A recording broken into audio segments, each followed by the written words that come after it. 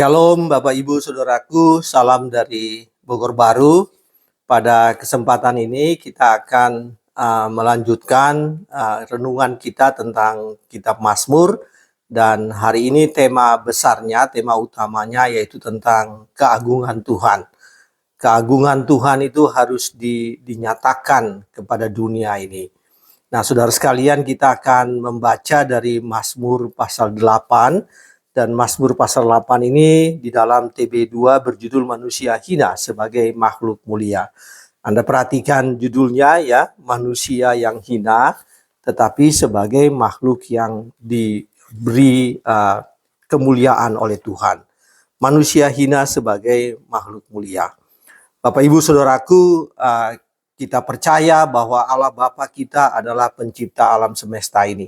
Dan bumi adalah salah satu ciptaan dari alam semesta ini. Alam semesta ini begitu luas, begitu besar, dan bumi adalah salah satu planet yang kecil dibandingkan dengan keseluruhan alam semesta ini. Nah, di dalam bumi ini kita berada di sana, dan kita sebagai manusia itu adalah salah satu ciptaan yang ada di dalam bumi ini. Saudara sekalian, karena itu manusia ini adalah bagian yang saya sebutkan dengan super kecil atau super mikro dari alam semesta ini. Manusia adalah salah satu komponen, salah satu ciptaan, salah satu elemen dari alam semesta ini. Namun demikian Bapak Ibu Saudara-saudaraku, kita sebagai manusia adalah ciptaan yang sangat penting atau yang penting atau boleh dikatakan terpenting. Nah, saudara sekalian, di dalam penciptaan alam semesta ini, di dalam kitab Kejadian, pada pasal 1 ayat 26 dan 27, bagaimana firman Tuhan menekankan tentang pentingnya keberadaan manusia itu, keberadaan Anda dan saya. Dikatakan di dalam Kejadian 1 ayat 26 bahwa berfirmanlah Allah, baiklah kita menjadikan manusia menurut gambar dan rupa kita, supaya mereka berkuasa atas ikan-ikan di laut dan burung-burung di udara dan ternak dan seluruh bumi serta atas segala binatang yang melata di bumi. Allah menciptakan manusia menurut gambarnya. Ini citra Allah. Allah menciptakan manusia menurut citranya atau image-nya. Menurut gambar Allah diciptakannya dia, laki-laki dan perempuan diciptakannya mereka. Kemudian ayat 28 mengatakan Allah memberikan mereka, memberkati mereka dan berfirman kepada mereka, beranak cuculah dan bertambah banyaklah, penuhilah dan taklukkanlah bumi, berkuasalah atas ikan-ikan di laut, burung-burung di udara dan atas segala binatang melata di bumi. Saudara sekalian, Kejadian pasal 1 ayat 26, sejarah penciptaan ini, kita bisa melihat bagaimana alam semesta diciptakan, kemudian planet bumi, kemudian bagaimana kemudian manusia diberikan kuasa atau didelegasikan kuasa oleh Allah untuk berkuasa atas seluruh bumi ini. Nah, ini adalah kebesaran Allah. Jadi penciptaan sendiri adalah kebesaran Allah yang diciptakan melalui ciptaannya, alam semesta ini. Dan kita ini adalah makhluk atau elemen penting di dalam ciptaan itu. Oleh karena itu Bapak Ibu Saudara sekalian, ketika kita mengagungkan Tuhan, ya kita memuliakan Tuhan, kita mengagungkan Tuhan dalam kehidupan kita, maka bagaimana kita menyadari kita, ya, bagaimana Anda menyadari Anda sebagai suatu ciptaan, dan kemudian apa yang harus dilakukan untuk memuliakan Tuhan adalah hal yang sangat penting. Bapak Ibu Saudaraku, kita akan membaca dari Mazmur 8 yang demikian bunyinya. Manusia hina sebagai makhluk mulia. Untuk pemimpin biduan menurut lagu Gitit Mazmur Daud. Jadi Mazmur ini ditulis oleh Raja Daud atau dinyanyikan oleh Daud. Kemudian menurut lagu Gitit, Gitit adalah semacam nada atau juga instrumen musik, ya bisa juga instrumen musik atau nada Gitit digunakan di dalam membawa puji-pujian ini. Ketika Daud dan umat Israel bermazmur, maka nadanya dari mazmur ini adalah mazmur Gitit. Ayat 2 demikian bunyinya. Ya Tuhan, Tuhan kami, betapa mulianya nama-Mu di seluruh bumi, keagungan-Mu yang melampaui langit dinyanyikan. Dari mulut bayi-bayi dan anak-anak yang menyusu, telah Kau banggakan kekuatan terhadap lawanmu, untuk menghentikan musuh dan pendendam. Jika aku melihat langit-Mu, buatan jarimu, bulan dan bintang-bintang yang Kau tempatkan, apakah manusia sehingga Engkau mengingatnya? Apakah anak manusia sehingga Engkau mengindahkannya? Namun Engkau telah membuatnya hampir sama seperti Allah, dan telah memahkotainya dengan kemuliaan dan hormat. Engkau membuat dia berkuasa atas buatan tangan-Mu. Segala-galanya telah Kau letakkan di bawah kakinya. Kambing domba dan lembu sekalian, juga binatang-binatang liar di padang, burung-burung di udara dan ikan-ikan di laut, dan apa saja yang melintasi arus lautan. Ya Tuhan, Tuhan kami, betapa mulianya nama-Mu di seluruh bumi. Saudara-saudara sekalian, ayat panah atau anak panah atau tema dari nyanyian atau mazmur pujian ini adalah ayat pertama dan ayatnya yang terakhir. Ya, ini frasa yang sama yang diulang, yang ditulis pada ayat pertama pembukaan mazmur ini, kemudian ditekankan lagi pada ayat yang terakhir. Ya Tuhan, Tuhan kami, betapa mulianya nama-Mu di seluruh bumi. Saudara sekalian, Daud dan Israel menyanyikan hal ini, dan kemudian ini dikemukakan dengan bagaimana caranya, ya, dalam ayat-ayat selanjutnya, yaitu dari bagian dari ayat 2 sampai ayat 9, bagaimana ayat-ayat itu menggambarkan tentang seharusnya kita memuliakan Tuhan di dalam kehidupan kita.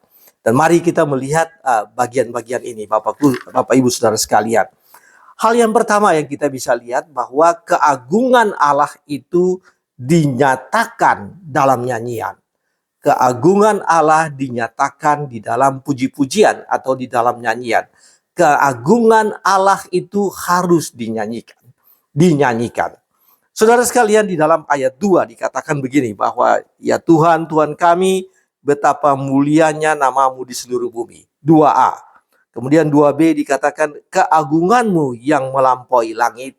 Kemudian ada satu kata setelah itu, dinyanyikan. 2b mengatakan keagungan-Mu yang melampaui langit dinyanyikan. Saudara sekalian, ayat 2 ini yang disebut dengan rima atau rhyme, paralel sintetis atau paralel tambahan, di mana ayat 2b menegaskan ayat 2a, atau 2a ditegaskan kembali oleh 2b, atau 2b menegaskan kembali 2a. Dan penegasan itu dengan kata dinyanyikan. Saudaraku, saya membaca kepada Anda, betapa mulianya nama-Mu di seluruh bumi, keagungan-Mu yang melampaui langit dinyanyikan. Jadi ketika 2a dikatakan betapa mulianya nama-Mu di seluruh bumi, kemudian rima yang sama dikatakan keagungan-Mu yang melampaui langit. Tadi seluruh bumi, kemudian melampaui langit, kemudian ditambahkan dinyanyikan. Saudara sekalian, ayat ini ingin menekankan bahwa keagungan Tuhan itu harus dinyanyikan, ya, harus dinyanyikan. Oleh siapa? Ayat 3 mengatakan dari mulut bayi-bayi dan anak-anak yang menyusu. Jadi anak-anak dan bayi ini berarti infant atau children, atau bahkan di bawah 3 tahun atau 5 tahun. Atau bagi kita saat ini di sekolah minggu berarti usia yang sangat kecil, ya, yang sangat muda. Anak-anak, mereka menyanyikan keagungan Tuhan yang melampaui langit.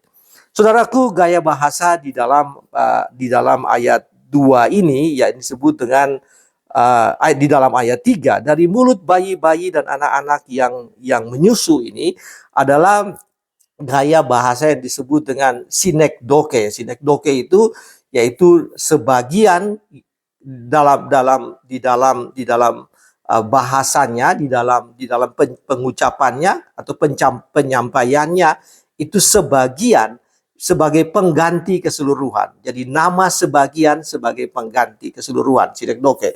Sehingga ketika dikatakan dari mulut dan bayi-bayi, ya, dari mulut bayi-bayi dan anak-anak, ini melambangkan bahwa keseluruhan umat manusia, dari mulut bayi-bayi saja dan dari mulut anak-anak saja mereka menyanyikan kemuliaan Tuhan. Apalagi kita, apalagi orang dewasa, semuanya harus menyanyikan kemuliaan Tuhan. Jadi kemuliaan Tuhan harus dinyanyikan. Bapak Ibu Saudara sekalian, pada suatu saat ketika Tuhan Yesus menyembuhkan orang-orang sakit di Yerusalem, di Bait Allah, setelah Yesus membersihkan Bait Allah dari kegiatan yang tidak sepantasnya ketika orang berjualan, ya, menggunakan Bait Allah tidak semestinya. Kemudian Yesus mengusir mereka, lalu kemudian orang banyak datang ke Bait Allah. Orang banyak datang, orang sakit, ada banyak orang yang membawa orang sakit, ada orang buta, orang lumpuh, orang tuli, dan Yesus menyembuhkan mereka. Anda bisa membaca ini dari Matius pasal 21, Yesus menyembuhkan mereka. Dan ketika Yesus menyembuhkan mereka, orang-orang Farisi pada saat itu mereka tidak setuju terhadap hal itu. Mereka protes, lalu kemudian Yesus dan kemudian anak-anak yang hadir pada saat itu ketika mereka melihat bagaimana Yesus menyembuhkan banyak orang, anak-anak yang hadir pada saat itu mengatakan demikian, Hosana bagi anak Daud. Jadi Matius pasal 21 ayat 15 mengatakan ketika imam-imam kepala dan ahli-ahli Taurat melihat mujizat-mujizat yang dibuatnya itu, dan anak-anak yang berseru dalam bait Allah, Hosana bagi anak Daud, maka marahlah mereka. Jadi orang-orang ahli-ahli Taurat ini marah. Kemudian Yesus mengatakan begini, jangan melarang mereka karena dari mulut bayi-bayi dan anak-anak yang menyusu engkau akan menyediakan puji-pujian. Saudara sekalian, Yesus mengutip apa yang ada di dalam Mazmur pasal 8 ini, bahwa anak-anak menyampaikan pujian kepada Tuhan. Anak-anak menyampaikan pujian kepada Tuhan. Kalau anak-anak saja menyampaikan pujian kepada Tuhan terhadap akan keagungan Tuhan, apalagi kita sebagai orang dewasa atau seluruh makhluk harus menyampaikan pujian kepada Tuhan. Saudara, apa artinya bagi kita? Apa implikasi rohaninya bagi kita? Anak-anak Anda dan Anda sendiri harus mengagungkan nama Tuhan, mengagungkan Allah melalui puji-pujian. Anak-anakmu, keturunanmu harus diajari, ya, mereka harus diajarkan mengenai bagaimana caranya mereka memuji Tuhan. Dari kecil mereka diajarkan bahwa memuji Allah harus dilakukan oleh mereka. Dan kamu sebagai orang tua, orang dewasa juga harus memuji Tuhan. Kemudian mengajarkan anak-anakmu untuk memuji Tuhan. Ada banyak hal yang terjadi dengan anak-anak kita, lingkungan yang sangat mempengaruhi mereka, dan membuat mereka bisa saja tidak mengenal puji-pujian sejak masih kecil. Nah, tanggung jawab kita, tanggung jawab Anda adalah mengajari mereka supaya mereka tahu bagaimana memuji Tuhan. Dan kita menjadi contoh bagaimana caranya memuji Tuhan. Saudara sekalian, itu hal pertama dari Mazmur 8. Keagungan Allah dinyanyikan. Hal yang kedua yaitu keagungan Allah itu disadari, diakui, dipelajari, dan kemudian dilakukan di dalam kehidupan kita. Jadi kalau tadi dinyanyikan, yang kedua kita harus mengamati keagungan Allah itu. Kita harus mempelajari keagungan Allah itu. Lalu kita mengakui keagungan Allah itu. Itu hal yang kedua. Saudara, hal yang kedua ini terambil dari pasal ayat 4 dan ayat yang kelima. Nah, saudara sekalian, ayat 4 bunyi demikian. Jika aku melihat langitmu, buatan jarimu, bulan dan bintang-bintang yang kau tempatkan. Ayat kelima, siapakah manusia sehingga engkau mengingatkannya? Apakah anak manusia sehingga engkau mengindahkannya? Saudara sekalian, ini adalah apa yang dilakukan oleh Daud. Jadi Daud mengatakan, ketika aku melihat langitmu dan buatan jarimu, dan kemudian bulan dan bintang-bintang yang kau tempatkan. Nah, saudara sekalian, Daud melihat alam semesta ini. Dia berada di istana raja, ya. Tapi kemudian dia melihat alam semesta ini. Dia mengamati alam semesta ini. Dan kemudian dari sana dia melihat siapakah dia. Ayat 5 mengatakan, apakah manusia sehingga engkau mengindahkannya. Saudara, saya jelaskan tadi mengenai alam semesta, kemudian planet bumi, lalu manusia yang super kecil ini. Nah, Daud melihat hal itu. Daud mengamati hal itu. Dia melihat bahwa alam semesta ini begitu besar. Dan kemudian dia, anak-anak manusia ini, ya, manusia ini begitu kecil. Dia menyadari dirinya begitu kecil. Nah, saudara, apa yang dilakukan oleh Daud ini melalui satu perenungan. Jadi dia bertanya, dia mengamati, lalu kemudian dia menyadari siapakah dia sesungguhnya. Bahwa Allah yang maha besar, yang begitu hebat, yang maha kuasa, maha besar, pencipta alam semesta ini, memperhatikan anak manusia, memperhatikan manusia yang begitu kecil, yang super mikro tadi. Dan kemudian dia bertanya, jadi proses ini dilalui oleh Daud dan dia bertanya. Dia bertanya dan dia bandingkan. Dan dia menyimpulkan begitu besar, begitu hebatnya kasih Allah itu, begitu hebatnya perhatian Allah itu kepada manusia, sehingga Daud memuliakan nama Tuhan. Bapak Ibu Saudara-saudara sekalian, di dalam ayat ke-6 dikatakan bahwa anak manusia atau manusia itu engkau telah membuatnya hampir sama seperti Allah dan engkau memahkotainya dengan kemuliaan dan hormat. Nah, saudara sekalian, inilah yang tadi saya katakan bahwa bagaimana Allah begitu besar, yang begitu besar dan harus dimuliakan, tetapi memperhatikan manusia dan kemudian memahkotai, melakukan pembenaran terhadap manusia, penyelamatan terhadap manusia melalui Tuhan Yesus Kristus. Dan kemudian di sana Daud menyadari bagaimana kasih Allah yang begitu besar bagi dirinya, dan kemudian dia mengagungkan Tuhan.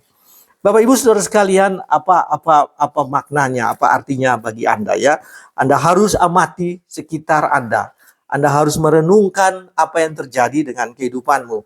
Anda harus melakukan meditasi dan renungkan seperti Daud yang melakukan meditasi, maka Anda juga harus melakukan itu. Meditasi dan merenungkan. Dan cara meditasi yang paling pas yaitu kita membaca Alkitab. Kita membaca firman Tuhan dan kita melihat bagaimana apa yang telah Allah lakukan bagi kehidupan ini, bagi alam semesta ini. Dan saudaraku, apa yang Anda lakukan yaitu memperhatikan lintasan kehidupan Anda. Lintasan kehidupanmu, apa yang terjadi dengan hidupmu selama ini, apa yang disebut dengan trajektori hidup yang telah dipimpin oleh Tuhan. Perhatikan semuanya itu.